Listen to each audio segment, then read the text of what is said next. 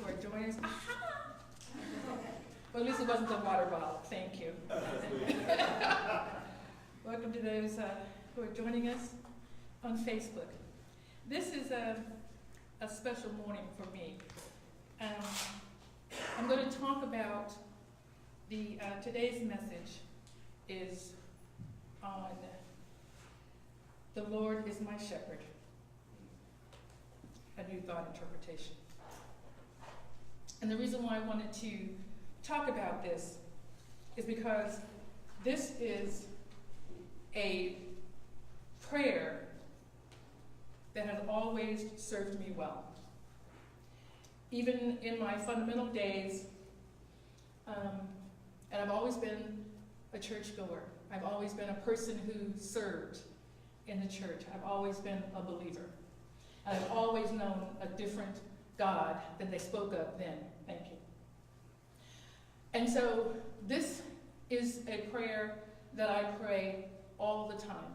It is a part of my meditation in the morning whenever I need to feel a little peace.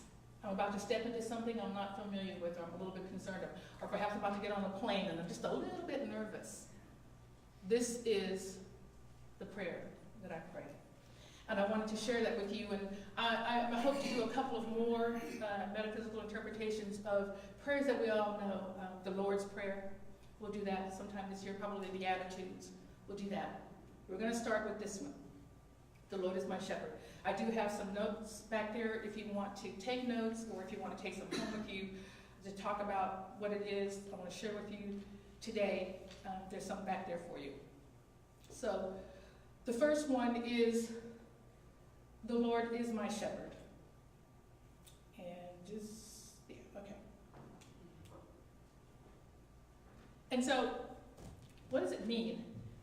And I'm going to talk about what I always thought, what I came to know, and then a little bit more about what New Thought has to say about it. So the Lord is my shepherd. And I always envisioned a shepherd looking after its sheep.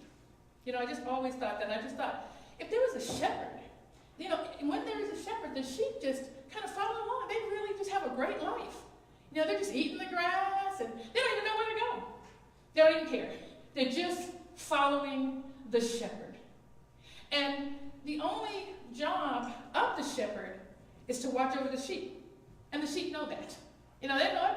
Whether they can think about it or not, they know it. They know to follow this person with the rod and the staff. Just follow this guy. This is where all the food's at. This is where we're going to be safe.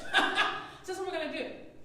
So the Lord is my shepherd is one of those ideas that if you think about letting the Lord be your shepherd, then why would you have to worry about anything?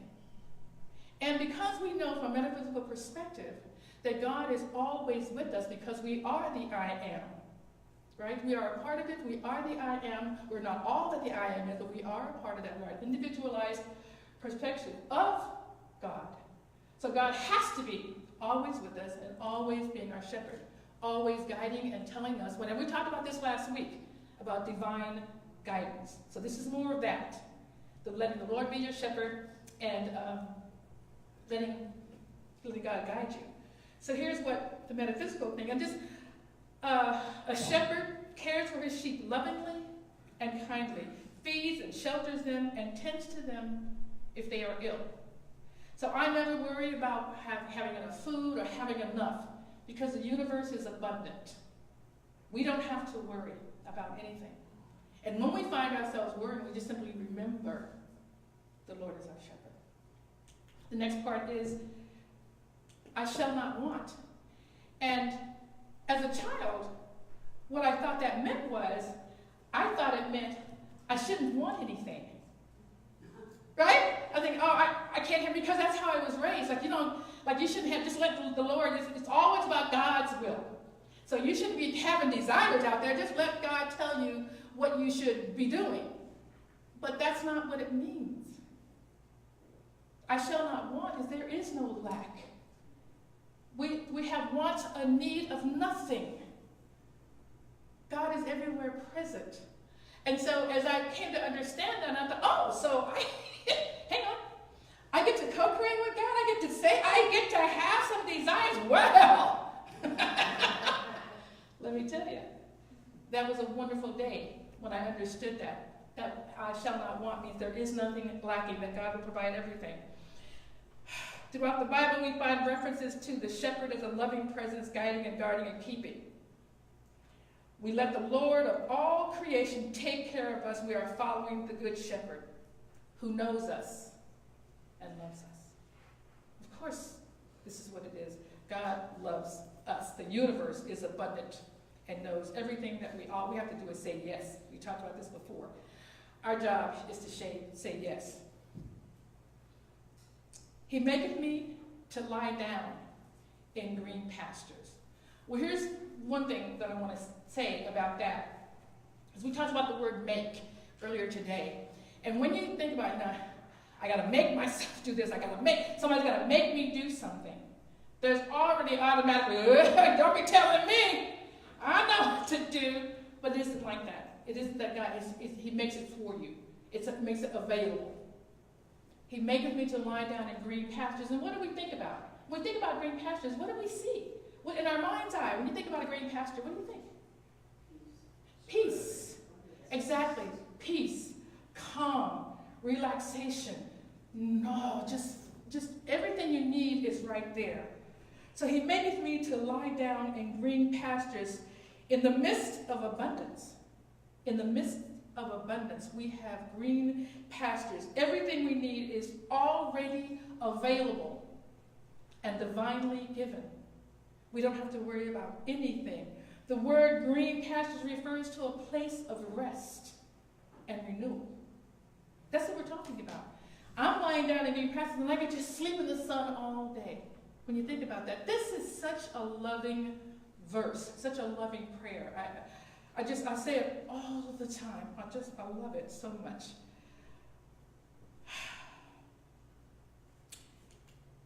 He leadeth me beside the still waters.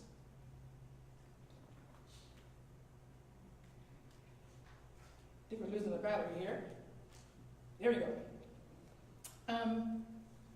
So we have all these sayings about still waters, running deep, and when someone's still and they're obviously just deep thinkers. We love this whole thing about deep thinkers. And it reminds me of not a joke, but there were these two guys in a bar. No, it reminds me of a movie that I saw. Have you guys seen this movie called Sling Blade? Long time ago. Okay, remember that? So it's a yeah, exactly. It was a great movie with Billy Bob Thornton back before he lost all the weight, and he was, I think, mentally disturbed. I think a little bit, and so he had done a heinous crime. He was released and was back in this small town, and was staying with this woman and her little boy. Anyway, so John Ritter, who's passed away now, was one of the people in the town, and he had taken Billy Bob Thornton out to eat, and so Billy Bob wanted some French fries. So Billy Bob was just sitting there, just eating the French fries, putting a lot of ketchup on it, and just eating and just kind of sitting there after he finished, just kind of sitting there. And so John Ritter said, I notice that you're sitting there very quietly and still. You must be a deep thinker. What are you thinking about? And he said, well, I was thinking, are you going to eat them fries?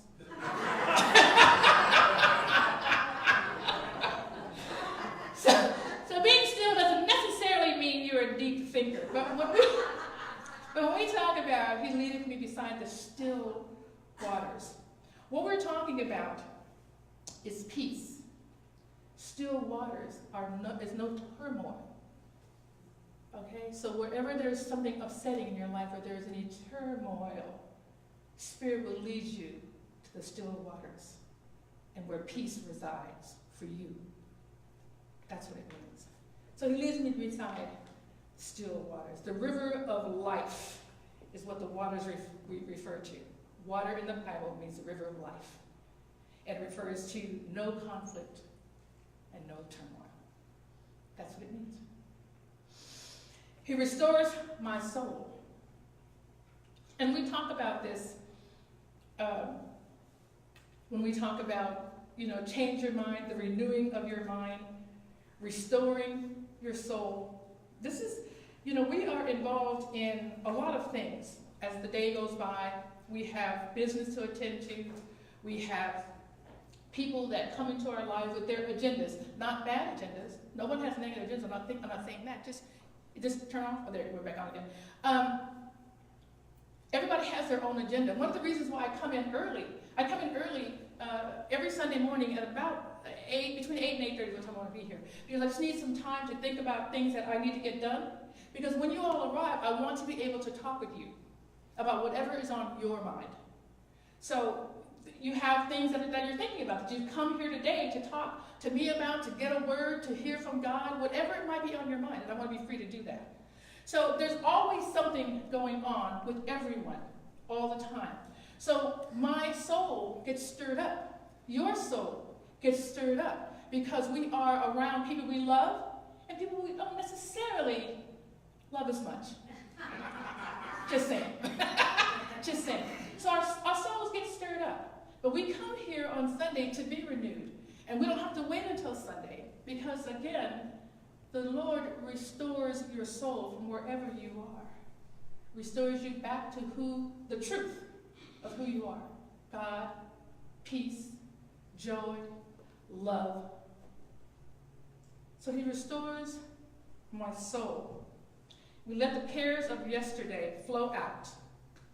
And let all the burdens go with them. Just let it flow out. We let go of the past. That is difficult for us to do. We are thinkers. We have a mind. Something occurred to us, and one of the things that for a safety issue in a physical world is to remember where the danger is, right? And so not just the physical danger, but the dangers to our heart and our mind, right? We know that there are people that we've been involved with that have hurt our heart and our mind and our soul. So we want to remember that, not in a negative way, not to keep saying, well, that person hurt me. Every time you see them, it stirs you up. That's not what we want to do. We want to let go of the hurt. And know that we want to love that person probably from afar. And that's okay, just love them from afar. They don't need to be in our inner circle. Everybody's not needing to be in your inner circle. But we forgive them. Forgive the past. Let it flow out of our lives. Let it flow out of our lives. That's what it means to restore our souls. He leads me on the path of righteousness. So, what does that mean? Because we've heard about, well, he's a righteous guy. Dude, she's righteous. What is that? What exactly? Right thinking. Thank you. Right thinking. And what is right thinking? This is about knowing who you are. I am. We talk about this all the time. Whatever comes after I am is the life you're creating. That is the truth. That is understanding right thinking. Understanding the principle of God, the laws of cause and effect, the laws of love, the principles of God, which is nothing but joy and love, and understanding that. So that is righteousness. That is right thinking. And there is nothing, there's no problem if you don't, other than your life is in turmoil. This is about everything we're talking about right now, and talking about this, understanding what this prayer means to us, is about how we have a great life. That's what this is all about. There's no wrongdoing, there is no wrong. It's about how we have the best life possible. So, for him, for God, however you talk to him, and obviously I call God George, so it is him for me, but it could be energy for you, it could be a woman, it could be a sparrow. Whatever you see, whatever that is, so that you get to create that relationship with God, God restores your soul and leads you on the path of righteousness, showing you the way all the time. Again, from last week, divine guidance. We're always being divinely guided if we just say yes. If we just not lean onto our own understanding, which is something I heard in my growing up all the time. Not lean into your own understanding, but into God's understanding. Ask God for information. You guys hear me up here on the stage all the time. What's happening, George? What is this about? I don't understand. So, all the time. asking for help. He leadeth me in the path of righteousness for his name's sake. So, back when we first began thinking about names came from the things that people did. It was about their nature, right? So a blacksmith, was his name Smitty, right? Ford is a person who lived by the river, Ford. So all of our names are about what we were about. So in God's name, or his namesake, is about the nature of God. Love, joy, all are our highest synonyms for God are those things. God's nature. So for his name's sake is about doing things in God's nature, the way that God wants us to be. Our God self showing up. That's what this means. So he leadeth me in the path of righteousness for his name's sake, for the sake of love, for the sake of connection, for the sake of our God self. And yea, though I walk through the valley of the shadow of death. I think we can all understand what that means, right? If we are in this physical body, there is a shadow of death, physical death around us. Not true death, because we are eternal. Our souls are eternal. But the shadow of death is around us. So we walk in this valley, on this physical plane, knowing that we will shed this mortal coil, but we are immortal. Our lives go on eternally. That is what we believe. That is what we believe. This is what we know. Because if we are, think about it, if we are individualized expressions of God, that God self has to go on. Correct? It has to go on. It either is or it isn't. And it is. So if it is, it goes on. It has to go on. That's it. That's what it is. So yea, though we walk through the valley of the shadow of death, we fear no evil. We fear no evil, for thou art with me. Now, when we know evil to be in New Thought, it's not about, there is no evil entity, there is nothing, what we're talking about is error. We're just talking about sin, which is a mistake. And actually there are no mistakes. But what we perceive as a mistake is simply a way for us to evolve and to grow for our own selves individually. That's all it means. So even though I'm in the shadow, I fear no evil. I fear nothing that I'm doing. I'm not afraid to make mistakes. Because again, sometimes I do something and I'm talking to George, and sometimes I don't. And I'll find myself in the middle of something and I'll say, what happened here, George? And George says to me, seriously, you tell me, because I didn't tell you to go here. So, what are you doing? Oh yeah, I did not consult you about this. You are correct. All right, so back to consulting you. I was talking with my daughter a couple days ago. I let them know that I was back, and she and we ended up talking about an hour. She was just so excited because she is developing and growing her relationship with God. And so she had an opportunity to get a promotion on her job. But she didn't want to take it because that's not the path that she wanted to go on. The path she wanted to go was this way. And all of her friends were saying, you should go ahead and apply for it. Blah, blah, blah. And finally, because so many people were telling her, she went ahead and applied for it. And guess what happened? She didn't get it. She didn't get it. And then she was mad. Right? So she's talking to God and she says, how come I didn't get this job? He said, hello? Because you said you didn't want it. Didn't you tell me? She's telling me the story. She said, God said, didn't you tell me that you didn't want this job because you wanted to be free for the summer with your kids, and then after the summer you wanted this other job, that permanent? She goes, oh yeah, I did think that. You're right. Sorry, my bad. So she told me, she had this conversation, and she was like, okay, yeah, you're right. I'm good. Sorry. So she moved on. So this is what we get to do. This is what we get to do. We fear no evil. We don't need to worry about things. Yes, we go off and do our own thing. We can always come back and say, oh, that didn't work. Help me out. God is always here whenever you... Great. Oh, thank you. Whenever you're ready, God's ready. God's always there. This is one that was really always so interesting to me. Thy rod and thy staff. This was explained to me some time ago. But remember this? Spare the rod, spoil the child. Okay, everybody's familiar with that. Okay, so here's how we messed that up. Here's how we messed it up. The rod is not for beating your child with.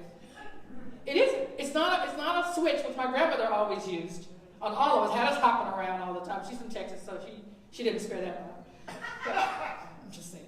But what, if you look at what a shepherd does, he has two items that he uses. A staff, which has that hook on the end, right? That hook. And a staff, which is a long stick. Now here's how the rod. Here's how the rod is simply an extension of his arm. He's just guiding. He's just using it to guide the sheep back. That's all it is. A rod is a guidance. It's not to beat the sheep with. It's to guide them back. The staff he uses has a hook. The staff he uses to pull them out of trouble. If they're falling off a ravine or something, he just hooks them and brings them back. That's what it is. The rod and the staff is God guiding us to where we need to go, helping us out of trouble. Not taking a stick and beating us over the head with it. It doesn't make any sense that God would, because if we say the highest synonym for God is love, why would you beat your child over the head with a stick if you love them? You just tell them, honey, come back, step away from the edge, put the knife down, don't be stabbing your sister, whatever. Right? Whatever the information you need to tell them. These are bad kids, I'm just saying. So this is what God's all about. It's the rod and the staff. We don't need to worry about that. Thou preparest the table before me in the presence of mine enemies. Again, we talked about the abundance of God. So here's how this looks. This is how it shows up. I'll give you an example. And I've given you this example before, but I'll tell it again. When God has something for you, no one can take it from you. No one. So I was in a band, and I love musicians and singers and all these creatives. So when I hear somebody singing, I'm like, oh my God, what's your CD? I want to buy stuff from you. I want to support them. If they come into a place that I'm performing, I invite them up on the stage to perform when I know that they're good. I invite them up because you guys want to hear great music. It doesn't matter if it's coming from me or from someone else. I always do that. So I was at a place, it was my regular gig, and one of the ladies that I knew from before, she was Filipino, and she just had this great soul sound. So I'm like, hey girl, come on up, come sing. So she came up, and of course I leave, go sit down, have a drink. And she went ahead and sang, and then another friend of mine was sitting next to me, and she said, why did you do that? I said, what do you mean? Why did you let her get up and sing? I'm sorry, why not? I didn't understand. Why not? She goes, because she can take your gig. I said, let me tell you something. This is how I feel. If she can take it, it was hers. Right? You understand that? What is mine is mine.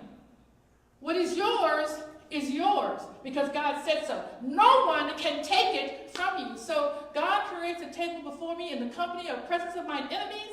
I don't have any enemies. We don't have enemies. But what that means is you don't have enemies because God has your back. And theirs too. So nothing can be taken that is yours. Know that. That's what this means. That's what it means.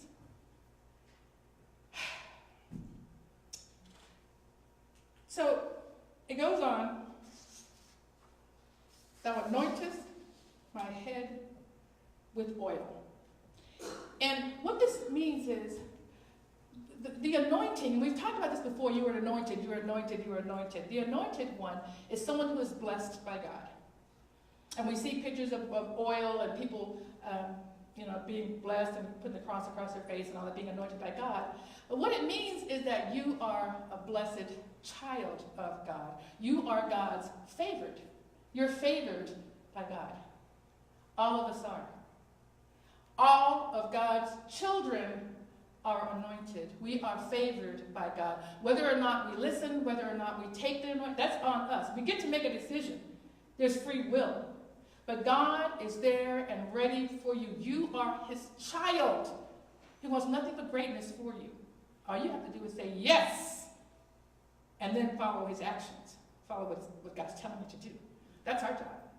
This is what God does. This is who we are. We are children of God. My cup runneth over.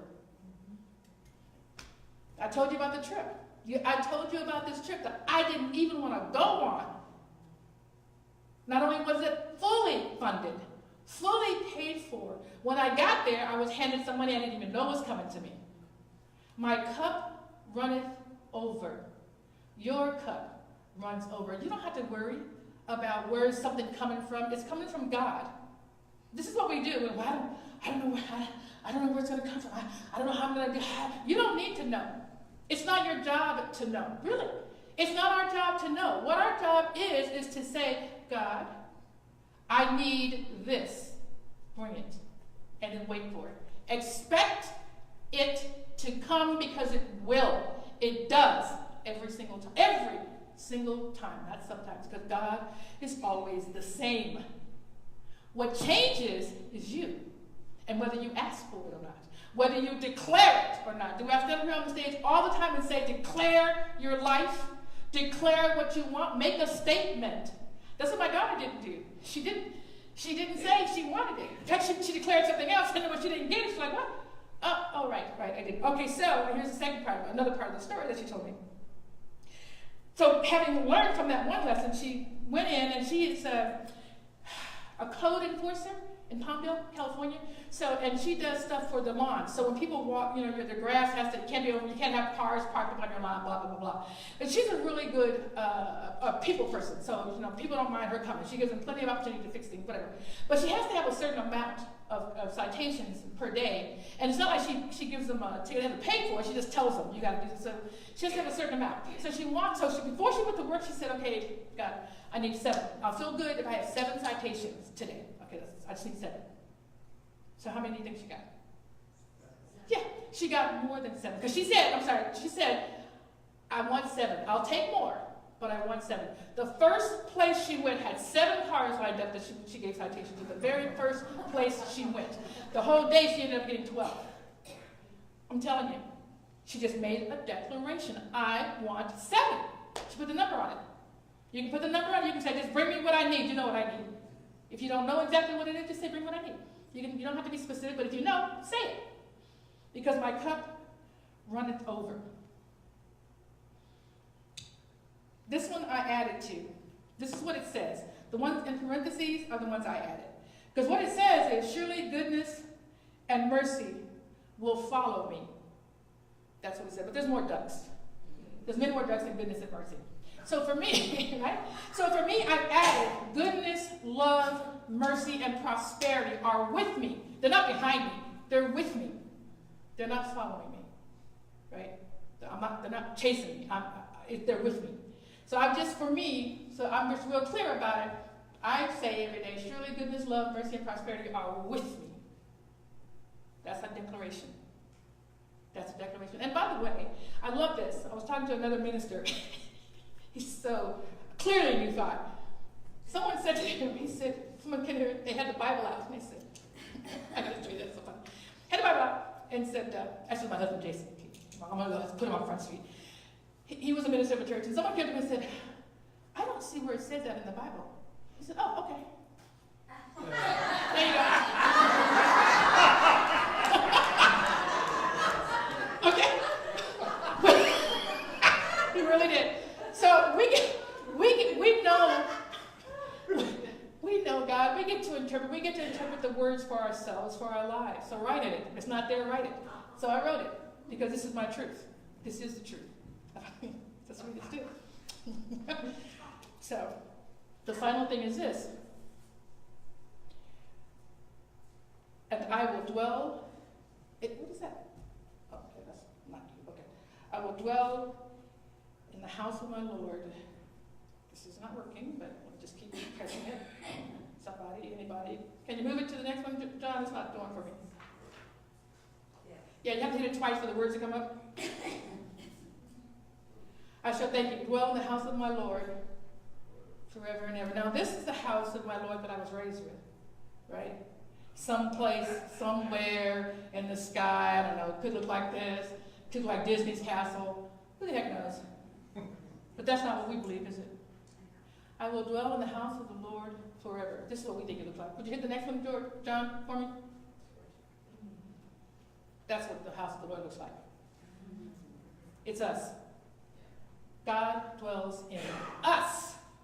And we dwell in the house of the Lord forever. This is what it looks like. All of us. So, we are, I am. We are the divine. The presence of the divine spirit is within us. We know this. I'm just here to remind you. The principle of divine good, divine God, is an all-conquering power for everything you need. It's there for you. We cannot fail in our lives. We can't, because we are God, because we're individualized expressions of God. We cannot. God cannot leave, because we are one with God. That cannot happen. So remember this. This is the message I want you to know. Wherever we are, God is.